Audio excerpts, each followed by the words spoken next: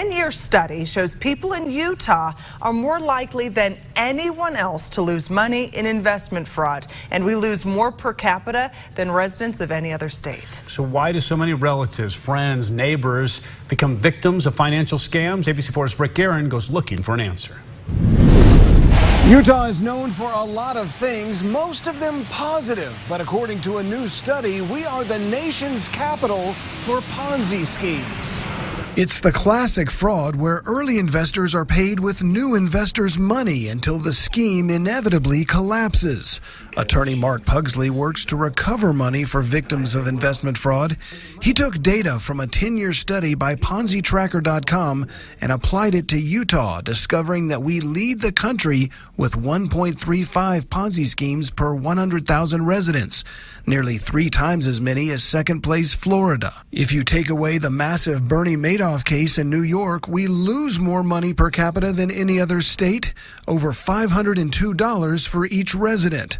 Pugsley says that many victims are members of the Church of Jesus Christ of Latter-day Saints. Hey, I'm paying my tithing. I'm a good person. I have a temple recommend or whatever it would be. Therefore, if I invest in this, then I'm going to be blessed.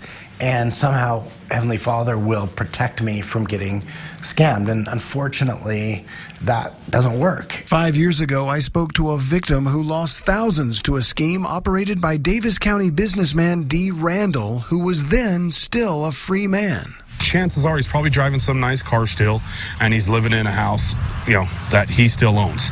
So they need to go take that house away from him, take his cars away from him, and give him, make him go out and buy a bus pass and ride the bus. I mean, that's what I want to say to him. I mean, I'd love to say a lot more. In 2017, Randall was sentenced to 30 years in prison, but there are plenty of others happy to take his place conducting the same type of fraud. I hardly ever see cases with less than $100,000 in losses. So these people really do get wiped out. And I see people. I had a really sad case a few years ago where after we tried to get the money back and just had no luck, the man who was in his 70s told me that he had to go back to work bagging groceries at the local grocery store just to pay for his wife's medication.